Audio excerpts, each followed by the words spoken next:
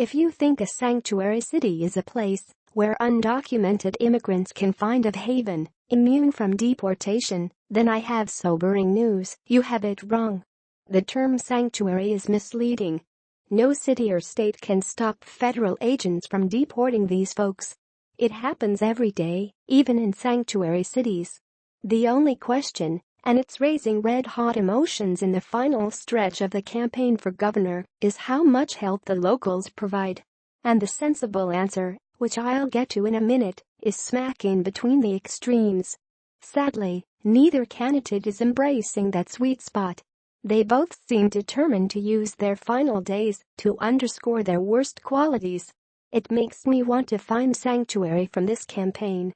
Start with Lieutenant Governor Kim Guadagno, the Republican, who produced a TV ad warning that Democrat Phil Murphy wants to protect monsters like Jose Carranza, one of the gang that executed 3 college kids in a Newark schoolyard in 2007 and sexually assault a 4th while slashing her neck with a steak knife.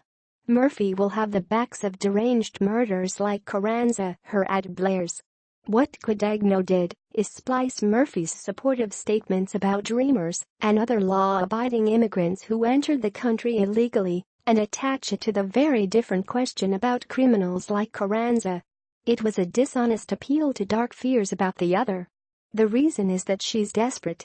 She started this campaign by hammering at property taxes, and she might have made some progress if she had a credible plan to address the problem.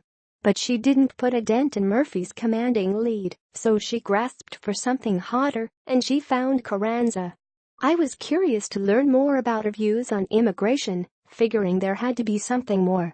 But the issues section on her website doesn't say a word about immigration, which is telling.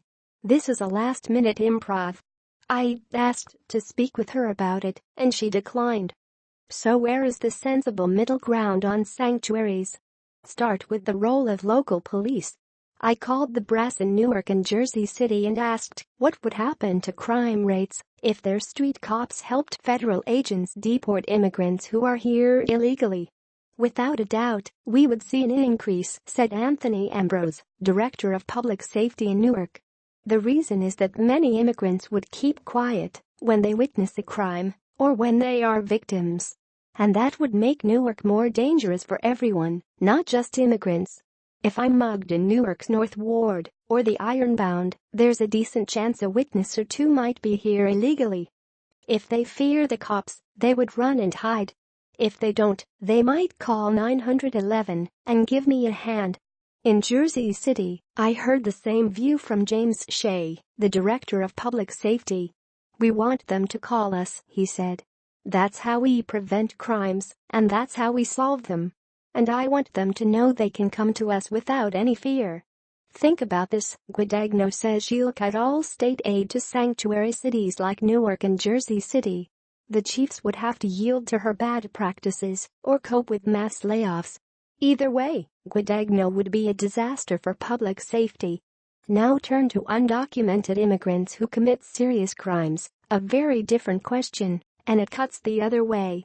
On this side, we get a glimpse of Murphy's political inexperience. Look at the Carranza case. He had entered the country illegally from Peru, was arrested on child rape charges, and then released on bail. Imagine that. He's here illegally. He is charged with a grotesque crime, and he is released to the streets to commit murder. After that, Attorney General Ann Milgram issued a directive that embraced the sensible middle ground. Street cops were barred from inquiring about the immigration status of witnesses, victims, or people seeking help. But when police arrest someone for a serious crime, they are required to ask about immigration status and to tell the feds if they have reason to suspect the person is in the country illegally.